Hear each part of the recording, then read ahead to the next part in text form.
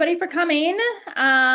Since it's a light group, I mean, we could keep it pretty casual. Jake Salemi is with us from Epic Mortgage. And I asked that he keep it, back to mortgage basics. As you can see from the side, we'll touch on writing strong offers, but I really want our new people to take advantage of Jake's time and ask just general questions. Just talk about the lending process in general. What I really want to touch on too and drive home today is just like the importance of getting that appointment with your buyer's lender. Like that should go hand in hand with meeting a new realtor and getting connected with a realtor for a buyer. So we'll be talking about that today as well. But yeah, anybody just please raise your hand at any time and just speak up. We've got a smaller group, which is just fine. And we can keep it pretty open and with questions. So, okay, I'll stop rambling, Jake. You can take it away. Well, hello, guys. Thanks for joining me today. Like Steph said, if there's any questions that pop up, just shoot a hand up or start talking. We're pretty informal, so I'm here to help answer any questions I have.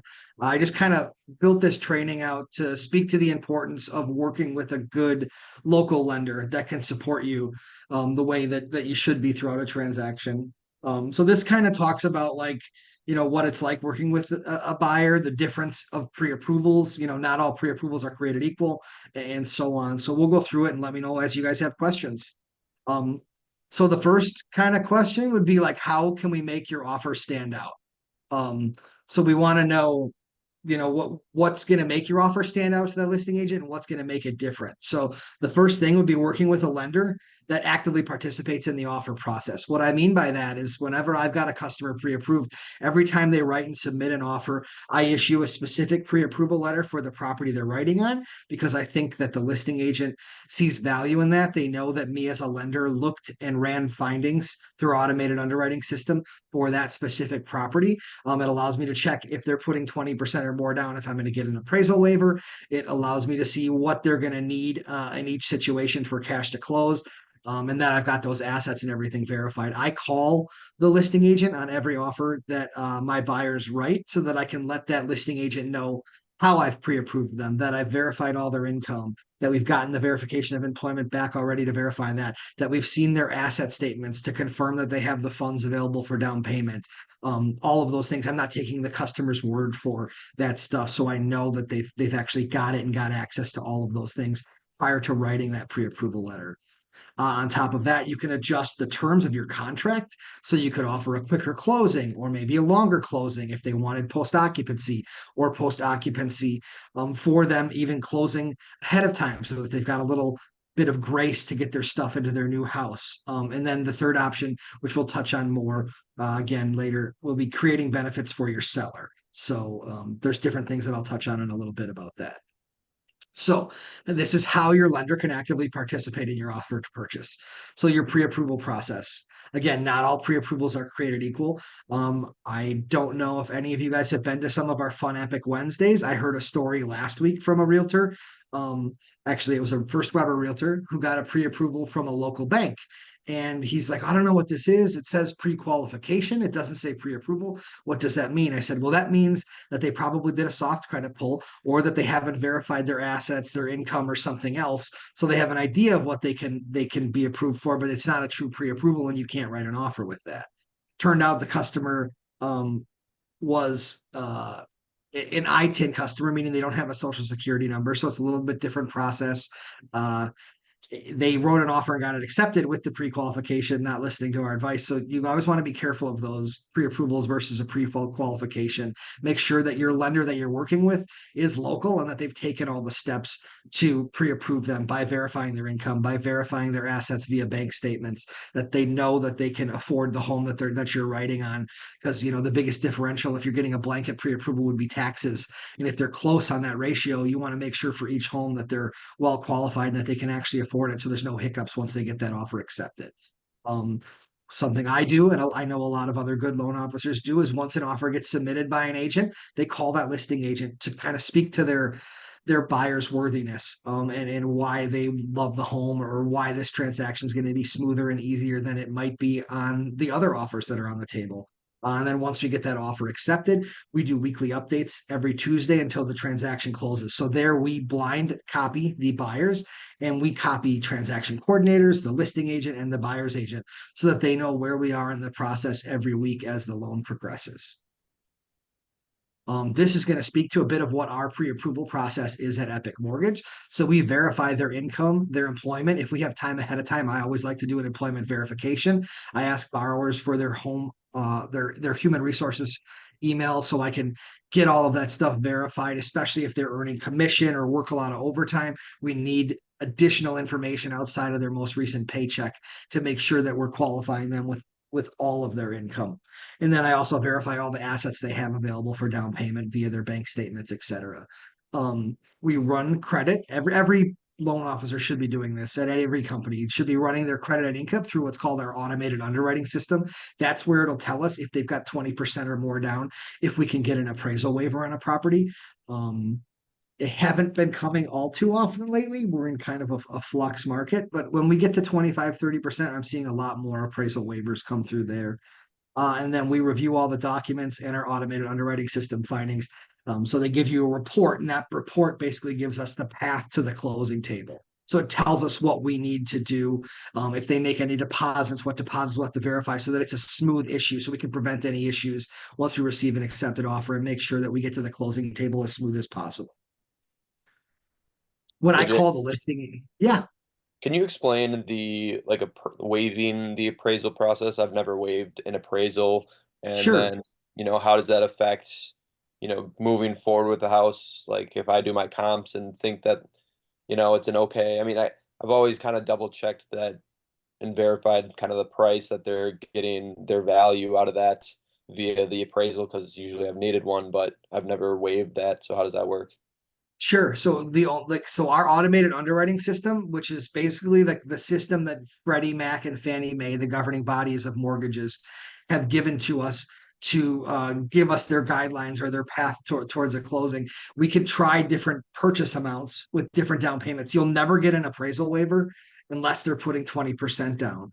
But once we get to that 20% mark, our findings will actually tell us. If Verizon wasn't down and I could log into my system, I could actually show you what that would look like.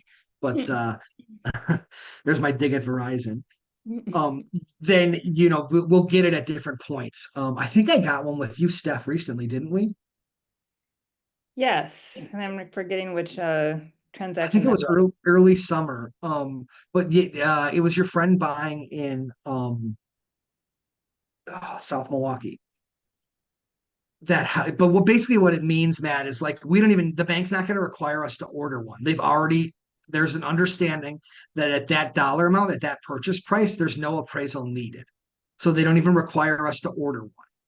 So the customer, we don't have to get one. The value of that property is already understood and accepted by the automated underwriting system. A lot of times, like, don't be alarmed if you don't get them.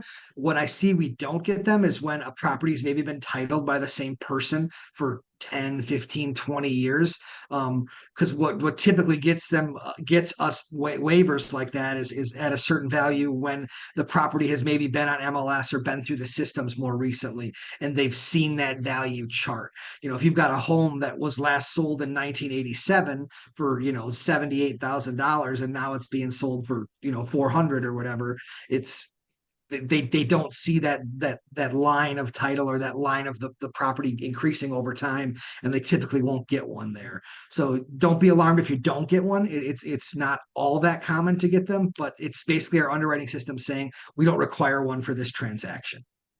I think, Gotcha. So how do we know if we will or will not require that appraisal You'd have to beforehand? ask Or your do I you'd have have to ask your lender when we run findings on a specific property. Gotcha. Okay.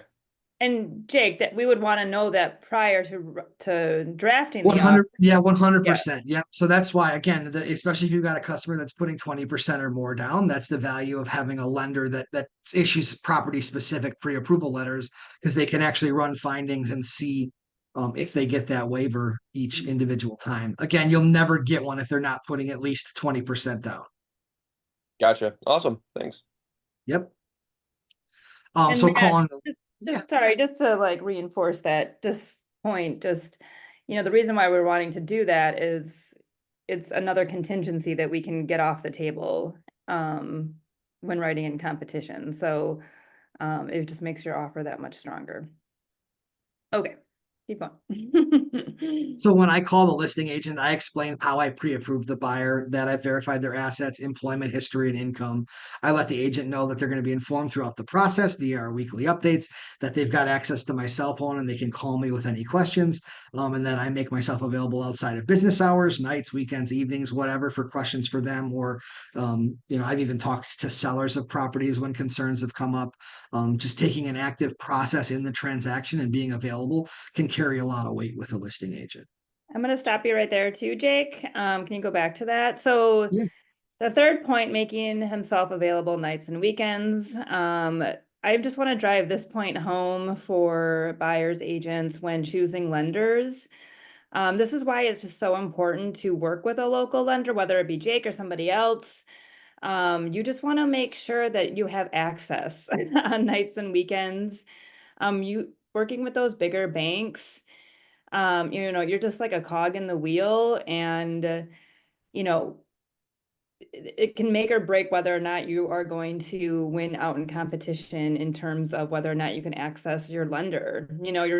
Sometimes you're going to be having real-time conversations and making real-time decisions on what you're drafting in the offer to purchase based off of a conversation with the lender. And you just really want to make sure that you are working with somebody who can talk to you on a Saturday morning, right? So I just really want to drive that home for our newbies. And I When, mean, it's not just to Steph's point, it's not just about like this, it's about when she's writing that contract, how many days should you give for finance contingency? How many days should you give if you've got to have an appraisal for that appraisal contingency to met? All that communication that helps you complete that contract so that you're not missing dates and deadlines. Those are all things you need to communicate with a lender that has your buyer pre-approved.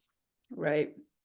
Again, it's like so much of this, and when we're writing offers, it's happening so much on the weekends and at night, right? So if we're talking to blanket, Mr. So-and-so from Chase Bank, who's only keeping hours 9 to 5, it's just really challenging. So anyway, I just want to drive that point home. That's all I got. Thanks, Steph. So this is what our weekly updates emails include. So it includes the closing date. Once we get it scheduled, the time and location as well. Any updates to the appraisal, like when it's due back, when the inspection took place, little things like that. Again, when we get it scheduled, closing time and location, and then where the loan currently is in the approval process, right? So if it's an initial submission, if it's waiting on conditions, if it's in for the clear to close, all little things like that that kind of keep everybody abreast to what's going on with the process. When you're writing strong offers, some of the things you can do to adjust contract terms, again, would be getting that appraisal waiver through our automated underwriting systems findings. You can have a customer rush an appraisal.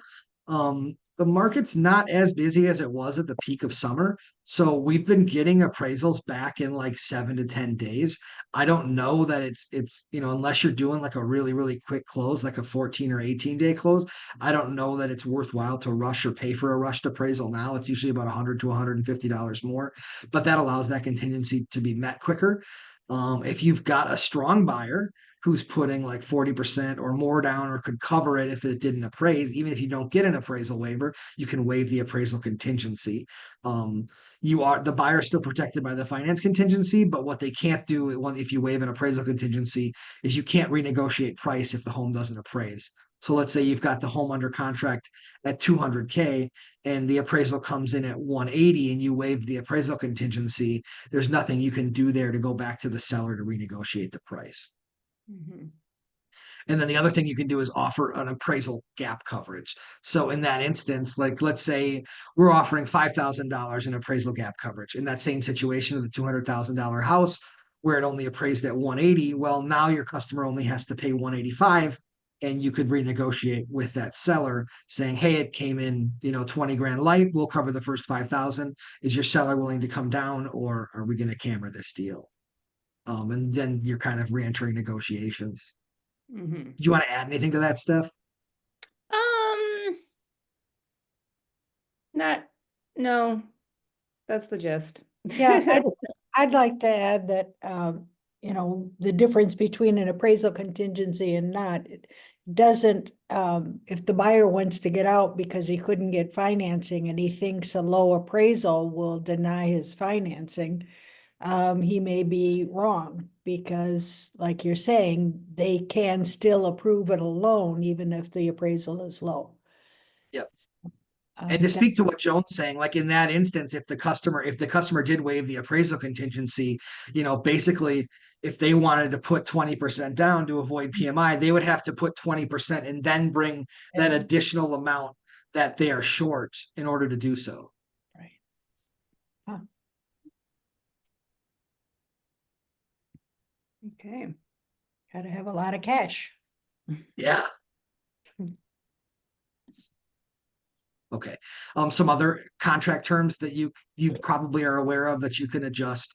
Obviously, you can waive an inspection or offer an inspection gap.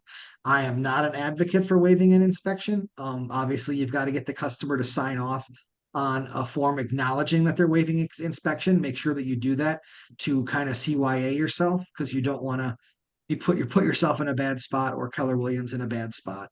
Um, Other things you can do is you can offer a quick finance contingency. If it's a clean file and we've kind of done what we needed, we can typically get loan commitment out in like 18 or 20 days, even quicker if we have to, especially if there's no appraisal. We can get loan commitment out in as little as 14 days, which can help make that seller feel more confident. Once, I don't know how new everybody here is, but once loan commitment is issued, or once that finance contingency is met by issuing loan commitment, then that your borrower or your buyer is they have no more outs in the contract. So just make sure you've got a firm understanding that once that loan commitment's issued, the customer signs off on it. I mean, they can't get out of the transaction. Right, the Um, and- buyers lose the risk at that point. Yep. I've seen this come up a lot of times lately. People finance after writing a cash offer. Just make sure that as an agent, you've verified that they actually have the assets to make it a cash offer.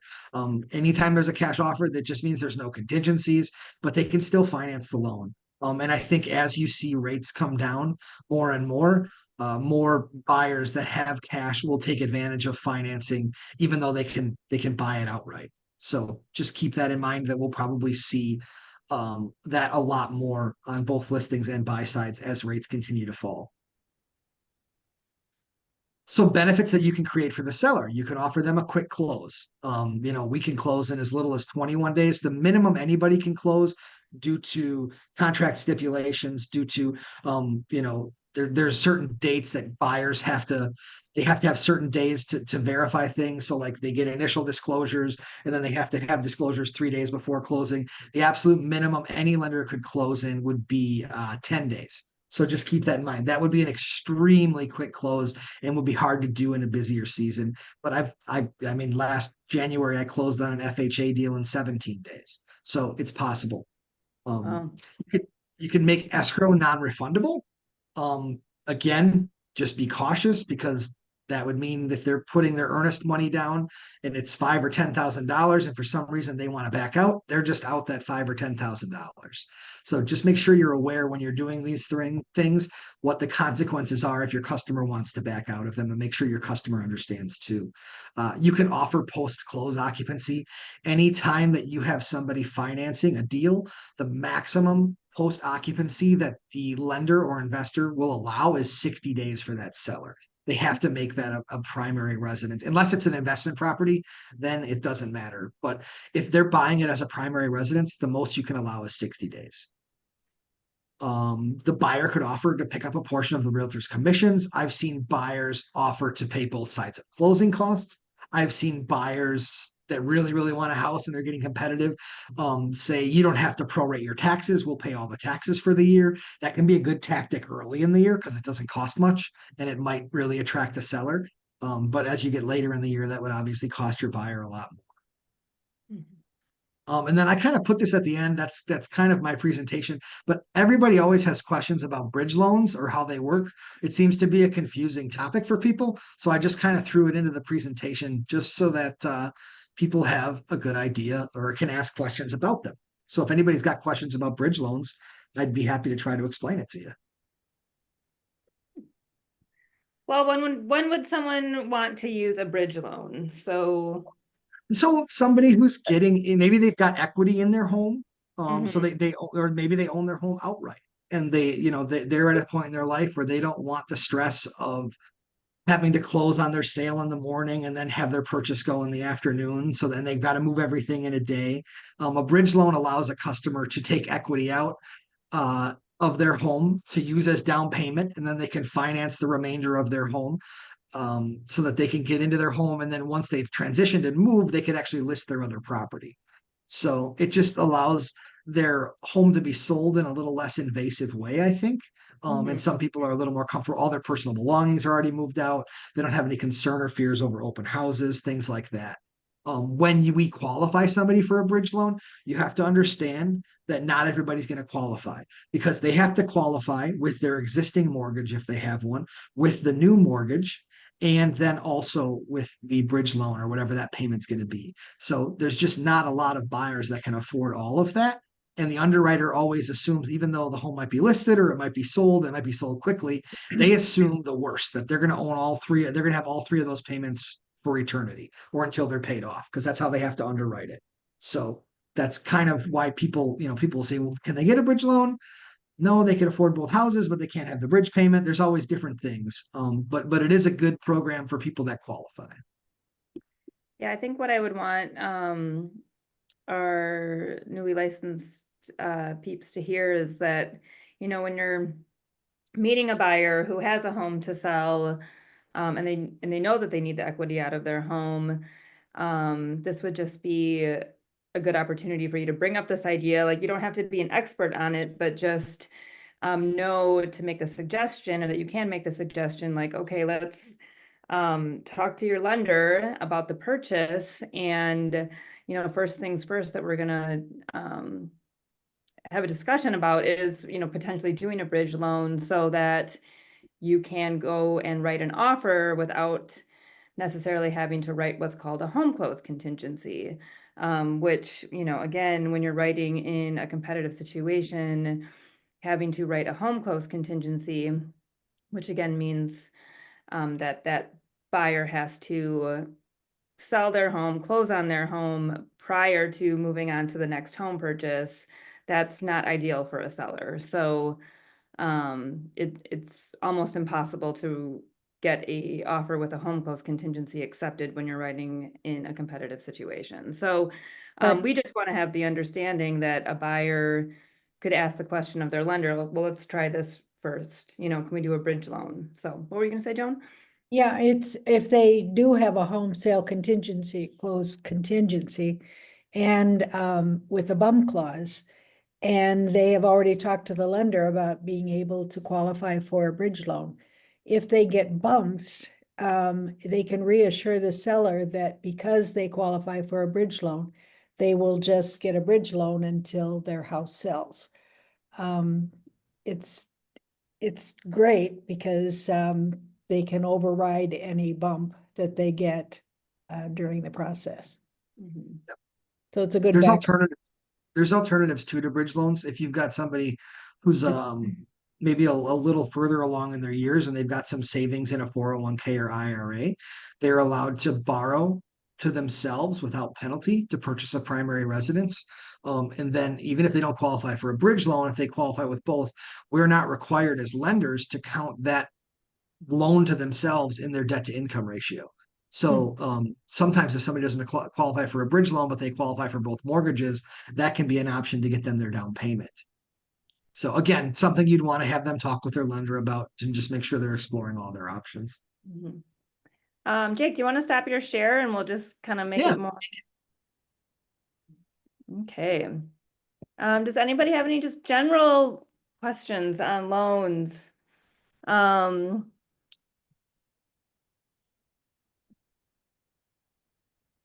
Jake, do you want to kind of talk about like the four main loan types? So like a conventional FHA, Sure.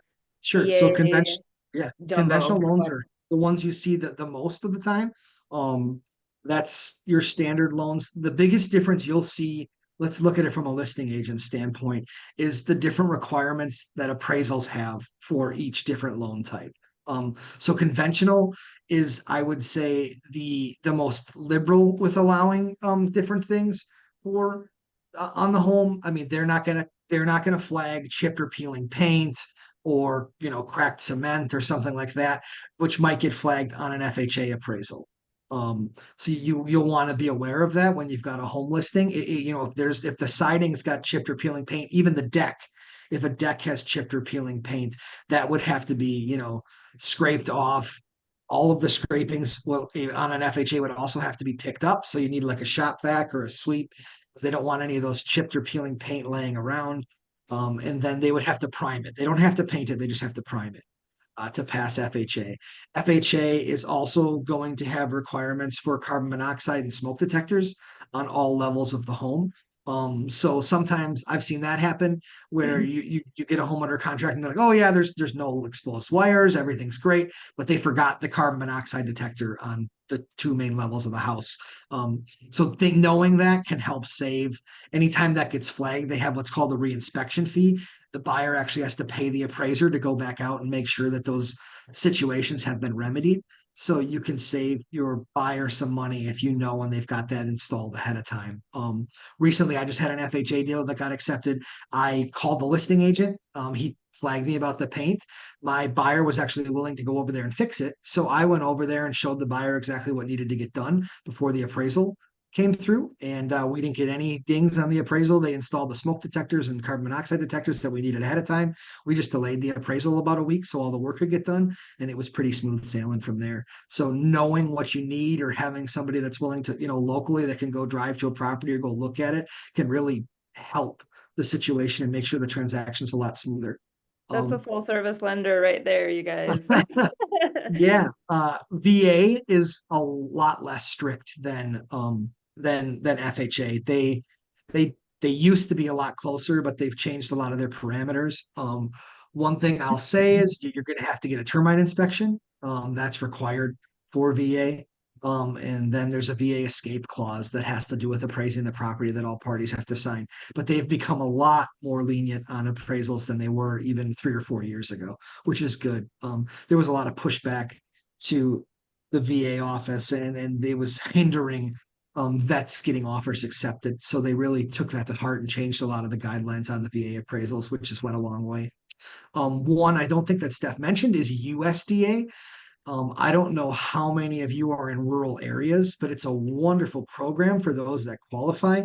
There would not be a single home in Milwaukee County that would qualify. There aren't that many in Waukesha. There probably are some in Washington and Ozaki, and then Racine, but it's more of a rural area. And there's a USDA eligibility map that allows buyers to purchase a property with 0% down. And it's designed for more rural areas, but it's a good program if a buyer qualifies. There's usually income limits, and it depends on how many members of the household there are. They qualify based on all income, even if they're not on the loan. So if you have a 17-year-old that works at McDonald's, they actually count his income in the household income for qualification purposes. So, but it's a good program if you've got somebody that qualifies for it. And then jumbo loans, that follows more to like the conventional standards. But there's only there's what's called conforming loan limits. So in 2024, the conforming loan limit was $766,500. There's not really much difference in appraisals or anything like that, but there is a big difference in interest rates. You get a lot better rates when you're below the conforming loan limits or that loan limit than you would on a jumbo. So that's kind of what those are. Jumbos are usually, expensive homes, large loan amounts. They have different requirements, usually 10 or 15% down. So, and then there's different programs too, like doctor loan programs and things like that, where they'll eliminate, they won't take their student loans into account for the debt to income ratio, different things like that. So. How does PMI work into, for example, like a USDA loan where you are able to put 0% down? Do you still then get that PMI on there? Or does So that get yep. as well? USDA and FHA have like set amounts for their PMI amounts. With VA, you can also put 0% down. You have to be a veteran, and there is no PMI. So that's kind of cool. But with USDA and FHA, there's a fixed rate, right? When you have PMI on a conventional loan, it can vary from customer to customer because it's based on the amount they put down, what their credit score is, and what their debt to income ratio is. When you have an FHA or a USDA, it's for FHA it's 0.55% of the loan amount. And that's just how it is. On USDA, likewise, I believe it's 0.4. And that's just how it is, regardless of if you put you'd have PMI on FHA if you put 25% down. And the reason somebody with 25% down would have to go FHA is usually because they had a bankruptcy in the last 7 years or in the last 4 years, and they can't qualify for a conventional loan. Jake, were you seeing when the rates were at a peak there, adjustable loans? I didn't see many ARMs just because brokers don't usually have access to the best adjustable rate mortgage terms.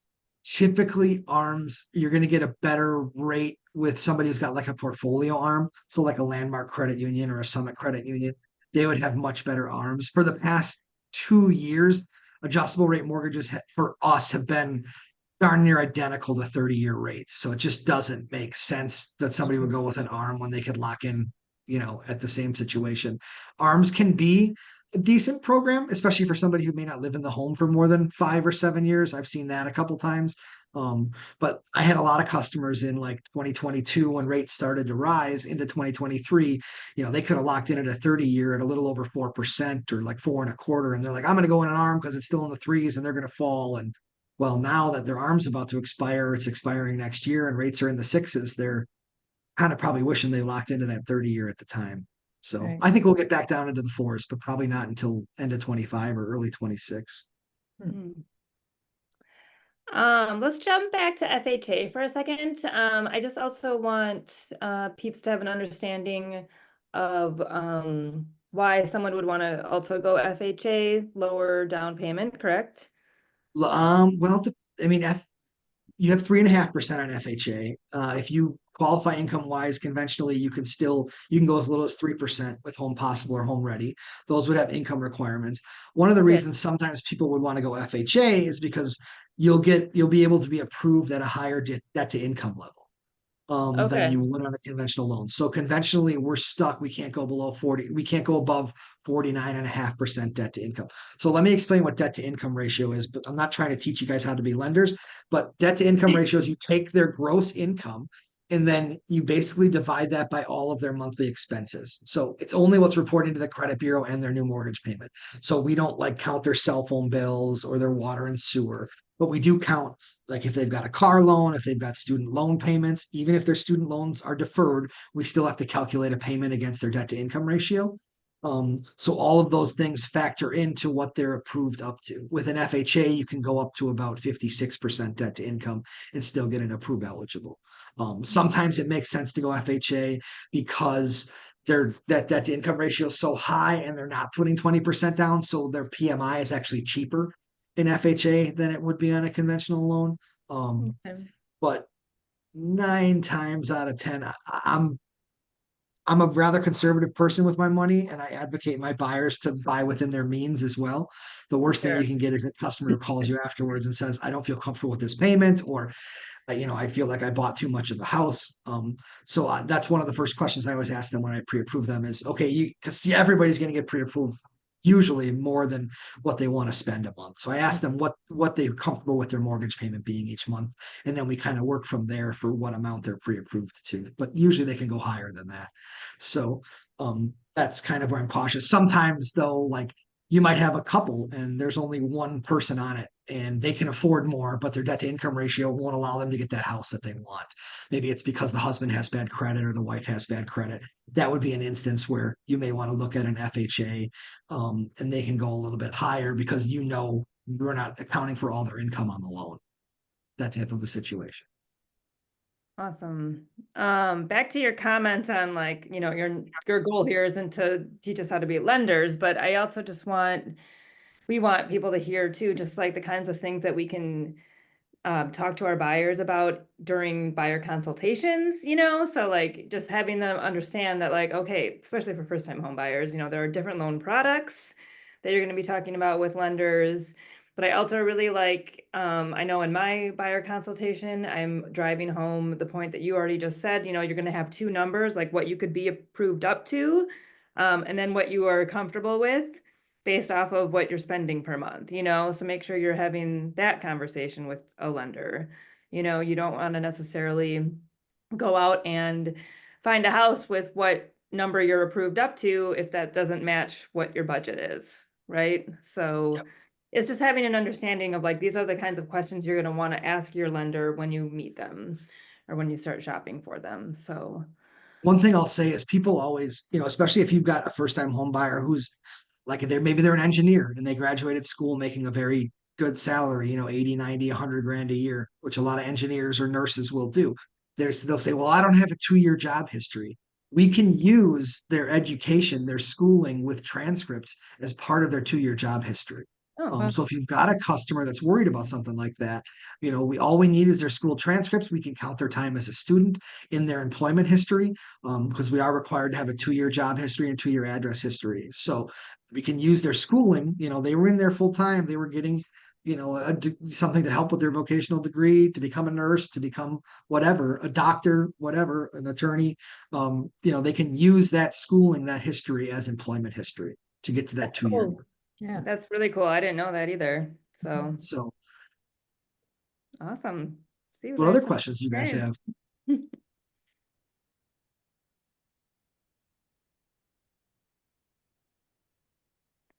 Um, Learned a yeah, lot. I gotta head out, guys, but thank you so much for your time. Course, thanks, Matt. Matt. See you in the office tomorrow. See you, bud.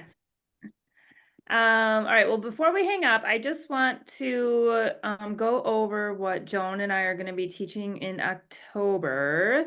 And I think we'll be talking about it. I'm going to be mentioning it in tomorrow's meeting as well. But in October, of course, we don't have the October training calendar up yet, but we're going to be going over condo offer to purchases. I'm trying to find it in real time here, so excuse me. I don't have it in front of me. Since Steph brought up condos, since you guys there might be some newer agents on here, I want to touch on this a little bit. Condos, even since like May of this year, have been increasingly difficult to lend on. And you just have to understand that as a lender, we're not just approving the buyer, we also have to approve the condo, the condo association or the condo community. So I've had instances over the past few years where I've seen, I've had a buyer that had a condo in Madison, and the condo became what's called non-warrantable. What that means is like maybe there's some repairs that need to be done that haven't been done yet. Maybe there's a pending assessment coming down on the owners of the association. So all of those things can impact a condo's approvability within lending. And there's different, if you're putting 20% down, they look at different things than if you're putting less. Getting a condo purchased through FHA is nearly impossible. I try to tell FHA buyers to just avoid condos because they're the FHA or HUD, Housing of Urban Development, actually has to approve the condo association on top of the lender approving it. You can do what's called a spot approval, but they're incredibly difficult to get done and very time consuming. So just so you know, that can be a challenge. Or if you have a listing of a condo taking an FHA offer, there are no current condo associations in the state of Wisconsin that have HUD approval. Yeah, I'm Really? surprised we didn't even get to that. Yeah, thank you. There are some that did, but they're all expired. Okay, because I remember in the transition, a lot of condo associations were getting HUD approval. Yep. And if they've 5 had years one, ago. it's a little easier to get a spot approval, but Yeah. that can be a challenge. Yeah, we Wow. run And you into it. probably want more than 30 days to close. Okay. Yeah. Well, we are, so this will be good because next week, Monday, we're going to be going over the condo offer to purchase. Then the following week, we'll be doing the addendum A, the addendum O, and the addendum R. The addendum AC and inspections and testing in the wrecker this month. So Just want to put that on everybody's radar. So we'll see you next week. And thank you again, Jake. This was great. Of course, anytime. Thank you, Jake. All right. See you guys. Take care, everybody.